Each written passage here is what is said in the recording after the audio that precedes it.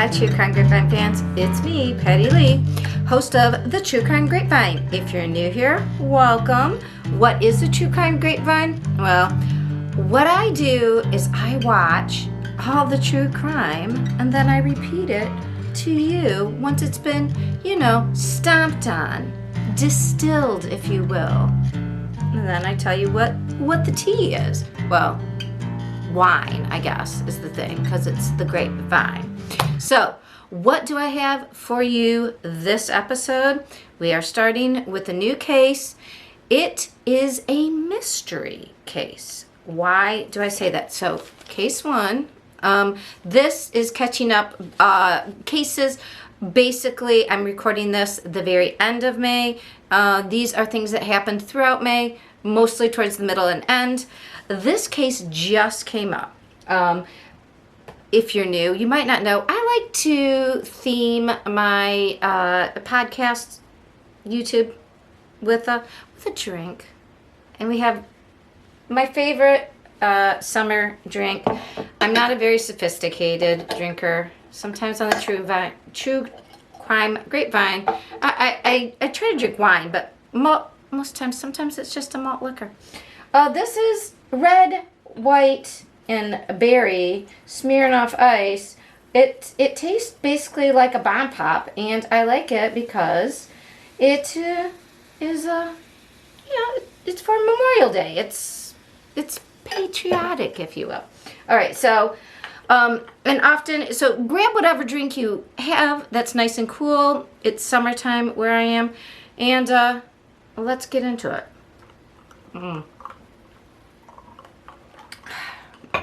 So, this is the case of NIKKI Alcaraz. Also, I guess she also went by Nikki Cunningham. She is last known to be with Tyler Stratton. He is wanted in Tennessee for a separate theft crime. He did not report for, I believe he had a standing court date, and so there is a bench warrant. And we've had a number of cases where one of the involved parties is supposed to be going to court and instead decides, hey, time for a vacay. Kind of strange. So he also, well, both of them were, I'll tell you, there's a timeline, but there is an accusation of DV for both of them. Again, I'll tell you the story. I'll tell you what everybody says. I'm going to give you my perspective, and remember, if I hadn't met you before, hi, I'm ABD, which is all but dissertation in educational psychology. Educational psychology is a field that deals with typical development, but focuses on how people think, their motivations, their cognition, their problem solving, or lack thereof, with a lot of our friends that we talk about here on the True Crime Grapevine. So that kind of background, you might guess, helps with talking a little about crime. But again, I'm not a lawyer. I'm not a criminal psychologist. I don't even play one on TV, right? So these are my opinions. It's allegations and shade a lot of the time. Everybody is presumed guilty until, if they even go to court, right? And in this case, all we know is that NIKKI, NIKKI, she's 33. She is a mother of two. It is not really clear at this time what exactly is the relationship. It said that they had been dating for 15 years, but she's got two children, and I don't think they're his. Like I said, this is all still a little bit unclear. It began, as you'll see on our timeline, around the beginning of May, but just recently it's picked up a lot of press and people are talking about it because she was spotted over this past weekend. She is still alive as far as we know, but there are shades of Gabby Petito. Why? The DV, obviously, and as you will see, and again, these two are traveling similarly to Gabby. It was Gabby's van that they took the cross-country trip in. Well, these two, Tyler and Nikki are traveling in Nikki's Jeep. It's a Jeep 2013 Jeep Wrangler, black with camo seat covers if you see it, and it's got a Tennessee license. They're going on a cross-country trip. Again, sounds familiar. I guess it's unclear if there's a history.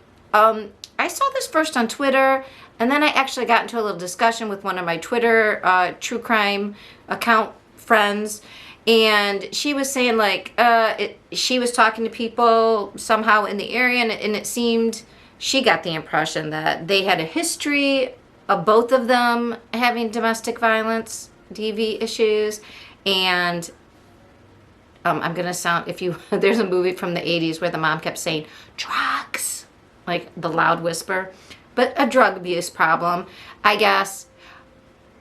But I don't know their background, and I don't think being addicted to anything, you don't have to be somebody who's completely clean for true crime people to care about you. And Nikki has not made contact with her family in 3 weeks, and she was known to make contact. In fact, she contacted them when there was this incident in New Mexico. So this was from a flyer I took. It's really tiny, you're not going to be able to read it, but it's from the this missing poster gives the phone number, and the phone number to call is from New Mexico, which is weird because they were headed to California and they're from Tennessee. So why New Mexico? And I want to make sure it's New Mexico. Yes, Moriarty, which you can remember because if you want to use a mnemonic in cognition, we also talk about like how you can remember things. Moriarty is, the nemesis of Sherlock Holmes. So he's kind of known to be a little on the dark side. And what happened in Moriarty with Nikki and Tyler was a little dark. What we know from the Moriarty Police Department, and they're working in conjunction with the Chatham County Sheriff's Office, is that they are requesting that the public assist them in locating this 33-year-old female, which is NIKKI Alcaraz, also known as Nikki Cunningham, who was last seen, so at this point when this was written, she was last seen in Moriarty, New Mexico with her boyfriend on May 6th. They had set out in her Jeep with her boyfriend, Tyler Stratton, and a dog, which I will show you a picture of, to visit family in Orange County, California, which is Southern California. During their cross-country trip, the couple had a run-in with law enforcement in Torrance County, New Mexico. According to the Torrance County Sheriff's Office, on May 4th, a witness saw Stratton punch Nikki in the face. Now, the report went on to state that Stratton claimed he was also hit. Sure. And there is a history of domestic violence, so neither of them pressed charges. Again, I think one of the things the Petito Foundation is trying to do, especially with their lawsuit against the MOAB police, is you can't, I don't know what the New Mexico law is, but when there is, especially somebody says, I saw somebody punch somebody else in the face, and the other guys, somebody just like, no, me too, and nobody pressed charges, we know how that ends. They should both go to jail is the answer. If you can't determine there's one person, okay, then both of you go to the jail. But in this case, similar to what happened with Gabby and Brian, no, they just said separate, and what do you think happens when they separate? So in this case, they separated, but a family friend was going to, Nikki called her sister Tony. Tony got a hold of a family friend. The family friend drove up to New Mexico, and he was going to drive with Nikki, I guess, out to Orange County, California. But instead, Nikki got worried about Tyler. Where was he? What was he going to do? She needed to go check on him. And what do you think happened? Then she actually made contact with her sister again and texted. Now, was it her texting? Again, when we have texts, we have to question that, right? And said that she was going to go with Tyler then. She was going to continue the trip. So a license plates, then So she texted that, but then when they tried to get a hold of Nikki, her phone seemed to be out of service. And a license plate reader did pick up the Jeep's tag in Flagstaff, Arizona on May 9th. And then that's what they're looking for. The black Jeep has the tag, and I'll show you a picture of it with the Tennessee. It's a Tennessee license. It's BGL, like big liar, like the guy, no, 3539. And it has a Mama Tried sticker on the back and camo seats. So if you have any information, you can contact the Moriarty Police Department, and the information is available publicly, and I have it here, and I will have it in the show notes. So this is what, in case you don't know what a Jeep Wrangler looks like, this is what her Jeep Wrangler looks like. It's a 2013, and the Tennessee tags say BGL 3539. So as far as we know, they are still in her vehicle. This, they haven't said the name of the dog. Look at this beautiful dog. I guess it's part pit bull. This is their dog. He looks, or she looks, absolutely beautiful. So take a good look at this beautiful face. Look it up online. This is not beautiful. So I think from the research I did, these pictures were taken by that friend who drove up to New Mexico. And these are, I thought they were selfies, but I think these are pictures that the friend took. And I don't know if you can see, but not only does she have a horrible black eye, her arm, I mean, obviously, so if she was driving, it looks like she was driving, maybe, I mean, and somebody grabbed her horribly, horrible bruise. And she had other, I mean, so this Saturday, all of a sudden, there's pictures taken in Redding, California. Now, Redding, California is very far north. It's, they call it NorCal instead of, she's supposed to be in Southern California. People have not heard from her since the text she sent in early May to her sister. So I think that the text was on the 6th. So what's going on? So if you look at this picture, let me get out of the way. You can see, here's Tyler, okay? He's standing right next to her, and they are, it was reported that she was selling her phone at a kiosk. Now, I need a drink again. It's sad. Hearing that there's a history, and she's 33, hearing that they do drugs, you know, people are like, well, you know, they sell everything to get drugs, right? Here's the thing about selling these phones that I found out. When you sell the phone, you have to clear everything off of it. You wipe it before you put it into this kiosk. Nice, right? So if you were on the run with somebody, and even if their phone was off, but you were afraid about being tracked, wow, hey, let's get some money. We're going to sell your phone. Now, they're not selling his phone. No. They're going to sell her phone in the middle of a cross-country trip, because, you know, that's when you need a new phone, right? That's when I always think about an upgrade. Holy heck, I need a new phone. So look at this woman's face. Now, she's reading directions. He's right there helping her, right next to her, right? They are in this area. I have a picture of what this kiosk looks like. I'm going to quickly get to it so you can see. So this is what it looks like. It's basically, it looks like an ATM. It's called an Echo ATM. And this little door opens, and you do all kinds of things. And see the cameras there? Oh, we'll get to the cameras. So here she is, and here he is. The next picture, here's another view. So people were saying, well, look at her. She's smiling. And I don't know if you can tell that she's smiling, but in the next photo, see that smile on her face? See this lady walking behind her? If we go back, there's the lady walking behind her. That's the view. And she's just standing there. See how she's standing? Now, look where Tyler is. Instead of being over here, where he was before, so the machine's here. So she's smiling at the machine. And somebody said, this is what got me on Twitter, oh, I can tell a real smile. That's a real smile. Well, it is a real smile. You know why?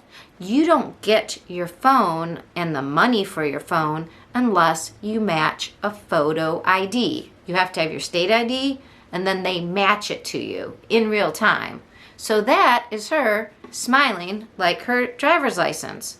Now, notice where Tyler's standing as she's in front of the camera. Now he knows that's the part where they take the picture, and he's way, see the cart?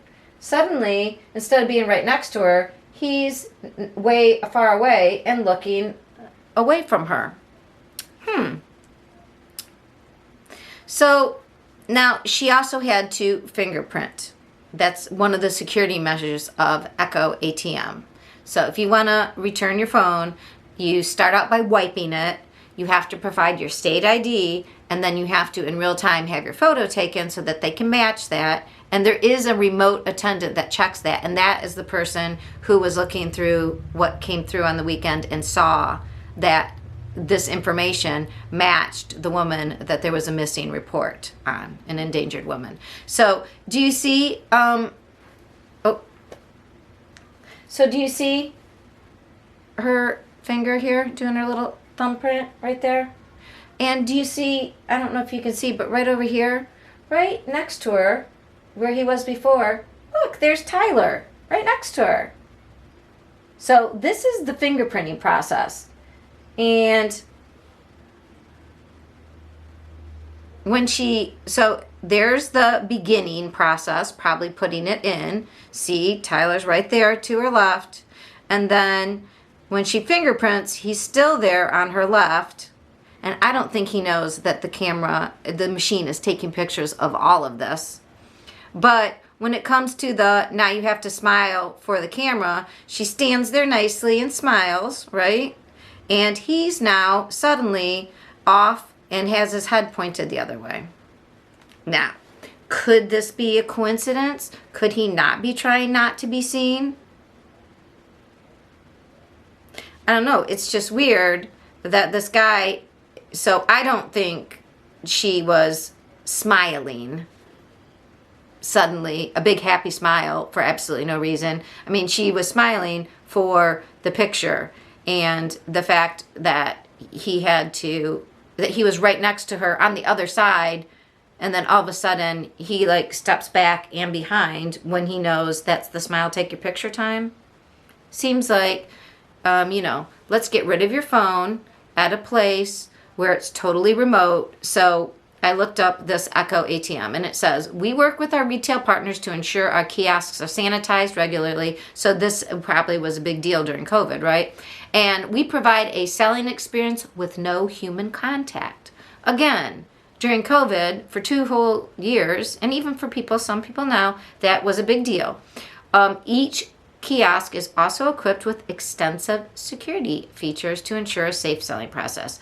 Bring your used phone and a valid state ID to your local Echo ATM kiosk. Now, I looked at more information, and it said Freeman says that the Echo ATMs have a live verification process that matches your ID to your pictures taken in real time. That was the smile, where she stood there with her hands like this and went, So,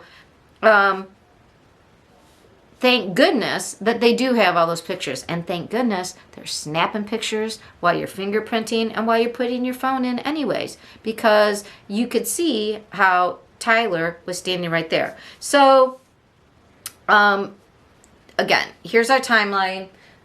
May 4th was the incident where someone saw him punching her in the face. And then we did see the big black eye. We see bruises right here. We see bruises on her back. There's other pictures. You can look them up. Supposedly, he also had blood on him, which, I don't know, did he just wipe her and wipe it on his hand? I don't know. But, or did she hit him because then she wanted to protect herself? She had bruises that looked like she got the you-know-what beat out of her. May 6th, I believe, is when she texts the last time and says, I'm going to go to California with him. May 9th is when they are seen on that license capture in Arizona, in Flagstaff, and then May 27th is when they're in Redding, California. And now we don't know. So keep your eyes peeled. Let me go back and just so you can see. I mean, there she is smiling. I don't know if she's happy all the time. Maybe you need to look for somebody who looks a little bit more like this. Please look her social media up. There are missing posters you can Google. She's in California. I would say maybe they're headed for trying to cross the border, get on a boat and go across the border and not come back in Canada. I don't know. But if you see her, him, the dog, the black Jeep, again, there's the dog. I mean, she looks very different with her hair up too. There's the dog though, and there's the Jeep. So that's who you're looking for. And that's them in different times. So I guess his hair's a little more dirty blonde. He looks a little bit more rough. I mean, she obviously looks tired. He's got more facial hair, probably darker. He's wearing a cap. Look for them. And so that is my case. Hopefully this turns into an endangered person who is found safe and nothing is wrong, but she has not been heard from since May 6th. So it's been almost a month since her family's heard from her, and her phone is off, and now we know that her phone has been wiped and traded in. Doesn't seem to be a smart way to travel, does it? Anyway, and also going to a Walmart, can you imagine geofencing that area? How many phones would they catch? I mean, they're in a Walmart. That would be so much data to even just geofencing around the store, and then using Celebrate to see if they catch any, you know, like what, does she have a burner phone? That would all be very difficult. This seems like a bad move on everybody's part, and we're hoping that she comes home safe. So, hey, like, subscribe if you feel like it, and I will see you in the next case. Bye.